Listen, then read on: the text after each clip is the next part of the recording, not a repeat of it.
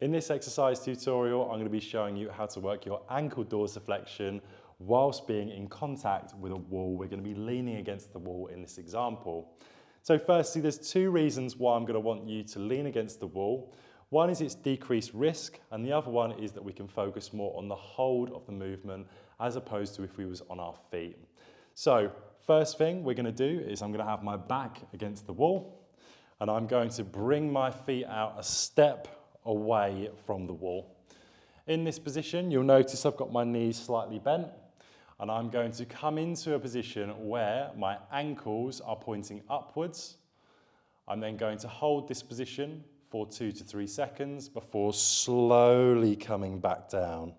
I'm then going to come back up, 2 to 3 seconds before slowly coming back down.